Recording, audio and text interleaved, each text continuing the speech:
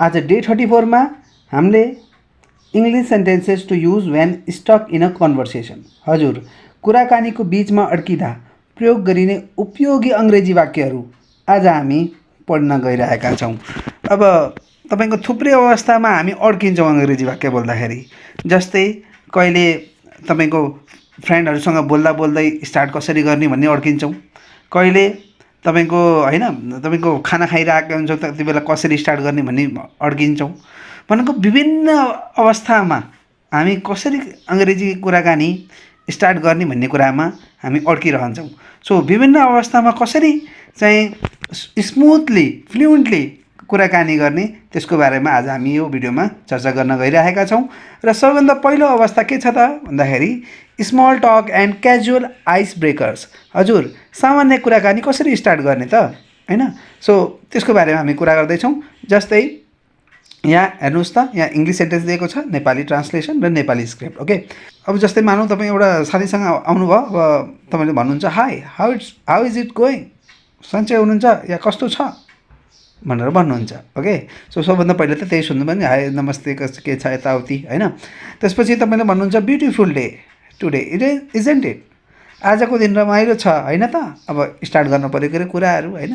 त्यही भएर अब आइस ब्रेकर गर्नु पऱ्यो, त्यो कुराकानीलाई फुटाउनु पऱ्यो।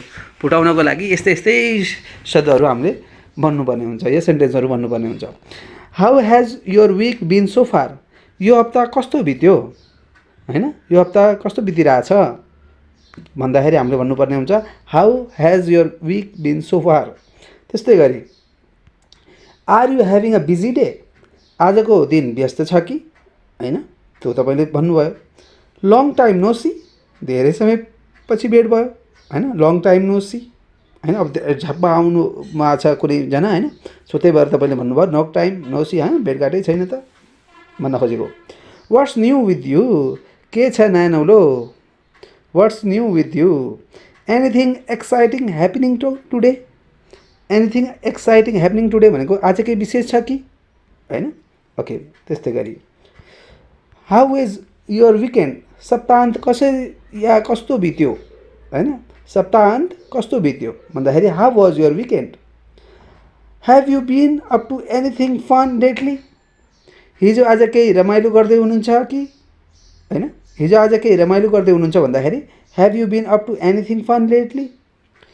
It's getting a bit chilly slash hot isn't it, यहाँ तपाईँले यसरी भन्न सक्नुहुन्छ it's getting a hot isn't it, अलि जाडो स्ल्यास गर्मी भयो होइन त होइन। सो अब यहाँ त्यस्तो भन्दाखेरि हामीले के भन्नु पऱ्यो, it's getting a bit hot, अब गर्मी भन्दाखेरि भनेर भन्नु पऱ्यो। ओके, त्यस्तै गरी अब हाम्रो दोस्रो कुरा छ compliment to break the ice, भनेको प्रशंसा गर्ने के अरूको। अब त्यस्तो नयाँ मान्छे आउनुभयो, अब त्यसको प्रशंसा गरेर मक्खा पार्नु पऱ्यो नि त होइन। I love your outfit where did you get it होइन, I love your outfit where did you get it भनेको तपाईँको पोसाक राम्रो छ, कहाँ किन्नु भएको होइन। अब देख्नुभयो होइन, देख्नु बित्तिकै अब मानव तपाईँको गर्लफ्रेन्ड हुनसक्छ या तपाईँको राम्रो साथी हुनसक्छ, त्यति बेला तपाईँले यो सेन्टेन्स युज गर्न सक्नुहुन्छ। That's a nice watch slash bag, यो त्यो घडी झोला धेरै राम्रो छ है। You have a great smile, तपाईँको मुस्कान धेरै राम्रो छ। यस्तै गरी your hair looks great today, आज तपाईँको कपाल राम्रो देखिएको छ।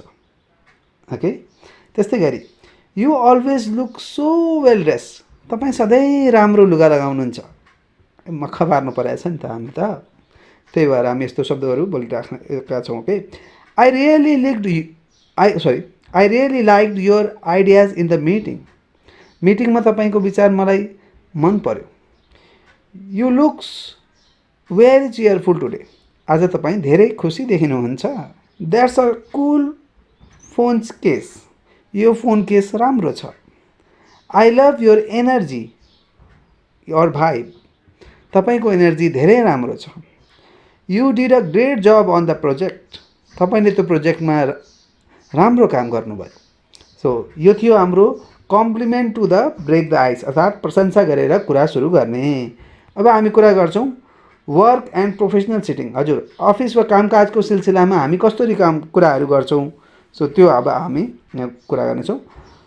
What department do you work in, अर्थात् तपाईँ कुन डिपार्टमेन्टमा काम गर्नुहुन्छ। Okay, how long have you been working here? तपाईँले यहाँ काम गर्न थालेको कति भयो? होइन, अब जस्तै तपाईँ नयाँ एउटा अफिसमा जानुभयो, अब पुरानो मान्छेलाई देख्नुभयो, तपाईँले होइन सोध्नुभयो how long have you been working here? Are you working on any interesting project? के रमाइलो प्रोजेक्टमा काम गर्दै हुनुहुन्छ? How do you like working here so far? यहाँ काम गर्न कस्तो लागिरहेछ? अब भर्खर नयाँ मान्छे होइन, तपाईँले अब पुरानो मान्छेले भन्नुभयो how do you like working here so far? होइन, तपाईँलाई यहाँ काम गर्दा कस्तो लागिरहेछ? त्यस्तै गरी that was a long meeting wasn't it? Meeting धेरै लामो भयो होइन त? होइन, अब प्रोफेसनली अब होइन अब प्रिन्सिपल मिटिङ होला या अरू कुनै मिटिङमा जाँदाखेरि यहाँ हामीले इम्प्लोइले भन्ने कुराहरू यो। Do you want to grab coffee or lunch? भनेको कफी खान जाने हो होइन, do you want to grab coffee / lunch? What is the biggest challenge you are facing right now? अहिले तपाईँलाई सबैभन्दा गाह्रो के भइरहेछ होइन? त्यस्तै गरी did you catch the news this morning? आज बिहानको समाचार सुन्नुभयो होइन? सो यो कुरा भयो। त्यस्तै गरी I am new here my name is dot dot? म यहाँ नयाँ हुँ, मेरो नाम डट डट डट हो। ओके, यस्तै गरी how do you manage to stay so organised? तपाईँ कसरी सबै चिज यति व्यवस्थित राख्नुहुन्छ होइन? सो भन्दाखेरि यी कुराहरू भयो। अब यसपछि हामी 4 नम्बरमा जाउँ। 4 नम्बरमा चाहिँ खाना र क्याफेको कुरा गर्दाखेरि या क्याफेमा हुँदाखेरि गर्ने गफगाफहरू अब हामी कुरा गर्नेछौँ। Have you tried the food here before? यहाँको खाना पहिले चाख्नु भएको छ? Have you tried the food here before? What do you recommend ordering? के अर्डर गर्दा राम्रो होला? What do you recommend ordering? के अर्डर गर्दा राम्रो होला? I love this coffee place, do you come here often? मलाई यो क्याफे मनपर्छ, तपाईँ यहाँ आइराख्नुहुन्छ? त्यस्तै गरी आर यु अ भेजिटेरियन? के तपाईँ शाकाहारी हुनुहुन्छ होइन? सो यसरी चाहिँ हामीले यो फुड ड्रिङ्क एन्ड रेस्टुरेन्टको कुरा गरिरहेका छौँ। यस्तै गरी वाट्स योर फेभरेट कुजिन? भन्दाखेरि तपाईँलाई कुन खाना सबैभन्दा मनपर्छ? ओके, त्यस्तै गरी do you like spicy food? भन्दाखेरि तपाईँलाई पिरो खाना मनपर्छ? त्यस्तै गरी I am so hungry today, आज मलाई धेरै भोक लागेको छ है, यो कुरा भयो। यस्तै गरी दिस लुक्स डिलिसियस, हो हेर्दा त एकदम मिठो देखिन्छ नि या राम्रो देखेको छ नि भन्छौँ नि, त्यति बेला हामीले भन्ने कुरा हो, यो धेरै मिठो देखिन्छ। Do you prefer tea or coffee? तपाईँलाई चिया मनपर्छ कि coffee? Okay, do you know how to cook? तपाईँलाई खाना पकाउन आउँछ होइन? आउँछ कि आउँदैन? सो यस्तो कुराहरू हामी फुड ड्रिङ्क्स एन्ड रेस्टुरेन्टमा गऱ्यौँ। अब हामी कुरा गर्छौँ हबिज एन्ड फ्री टाइमको, अर्थात् फ्री टाइममा या हबिजको कुराहरू गर्दाखेरि कस्ता कस्ता कुराहरू हुन्छन् सामान्यतया, त्यसको बारेमा हामी कुरा गर्छौँ। अब इङ्ग्लिस सेन्टेन्स के छ भने what do you like to do in your free time? होइन, फुर्सदको समयमा के गर्न मनपर्छ तपाईँलाई भन्ने कुरा हो। ओके, त्यस्तै गरी do you watch any sports? तपाईँ कुनै खेल हेर्नुहुन्छ? Have you seen any good movie lately? हिजो आज कुनै राम्रो मुभी या चलचित्र हेर्नुभयो? What kind of music do you listen to?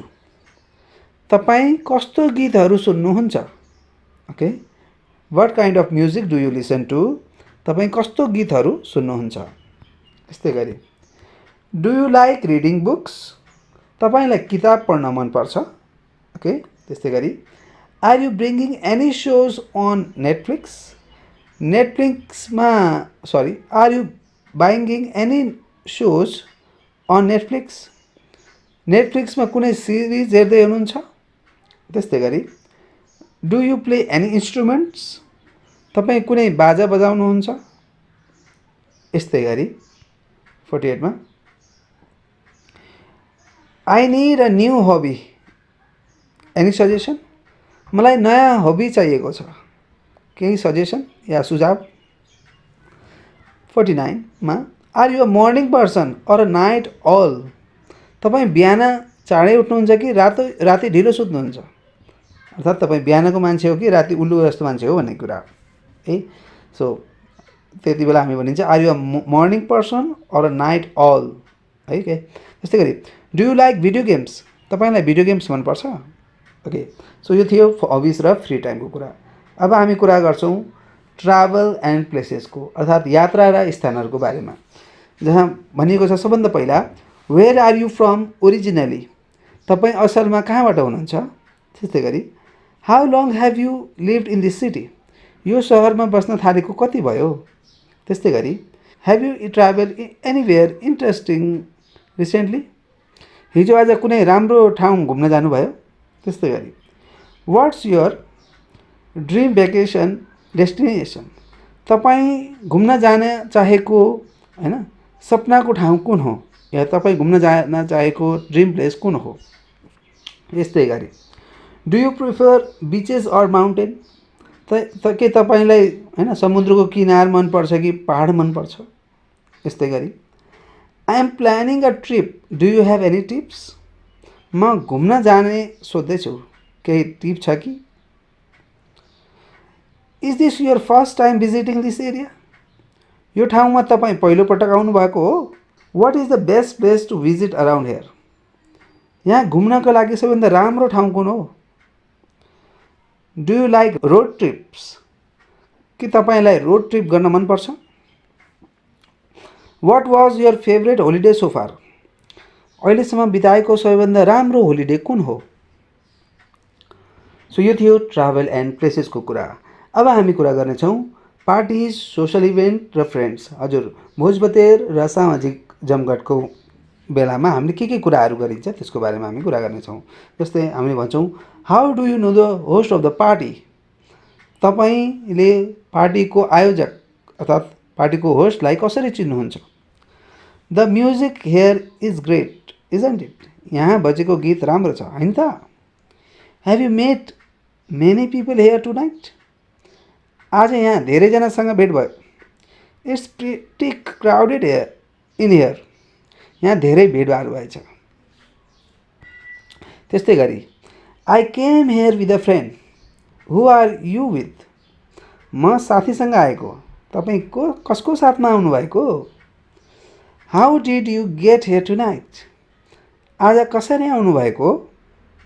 यस्तै गरी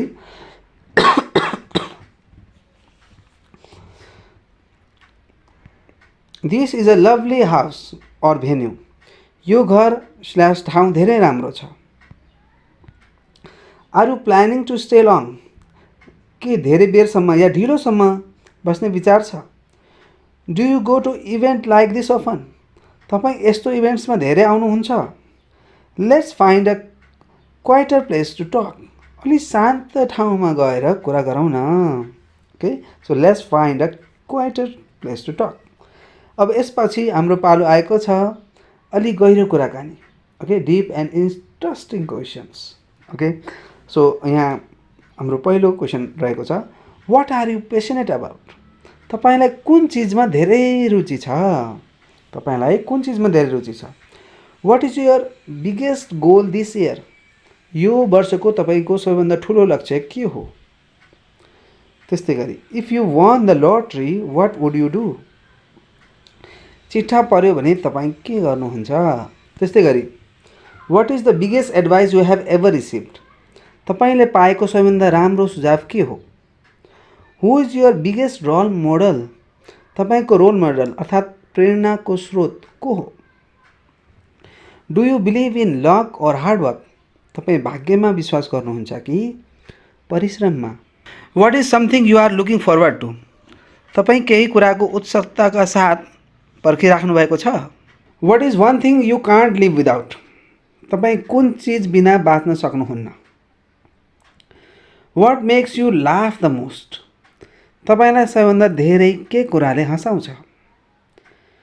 if you could have a super power what would it be, तपाईँले कुनै अद्भुत शक्ति पाउनु भए भने के गर्नुहुन्छ या पाउनु भए के लिनुहुन्थ्यो। त्यस्तै गरी अब हामी कुरा गर्छौँ अकमकिएको बेला मौनता कसरी तोड्ने। होइन, एकदमै अकमकिए छ, के बोल्ने भइरहेछ, सो त्यति बेला तपाईँ कसरी मौनता तोड्नुहुन्छ त्यो भन्नु पऱ्यो। सो अब हामीले भन्नुपर्ने हुन्छ so what are your plans for the rest of the day. अनि आज बाँकी समयको के छ प्लान। त्यस्तै गरी I can't believe how fast time flies. समय कति चाँडो बितेको पत्तै नपाइने या पत्तै भएन होइन। त्यति बेला हामी भन्छौँ I can't believe how fast time flies. Tell me a bit about yourself. तपाईँ आफ्नो बारेमा केही भन्नुहोस् न। ओके त्यस्तो भन्दा अब एकदम अक्वर्ड छ नि त। तपाईँ अब स्टार्टिङ गर्ने यसै गरी हेर्नुहोस्। I think we met briefly before right. हामीले पहिले पनि अलिअलि भेटेका थियौँ होइन। Yeah what are you thinking about right now. अहिले के सोध्दै हुनुहुन्छ। Yeah sorry I got a bit lost in that. Sorry म अलि अर्कै सोच्न थालेछु। त्यस्तै गरी it is so nice to finally sit down and chat. चुपचाप बसेर कुरा गर्न पाउँदा रमाइलो लाग्यो। सो अब यो चुपचाप भएको बेलामा होइन अब यसरी स्टार्टिङ गर्ने नै यसरी नै हो।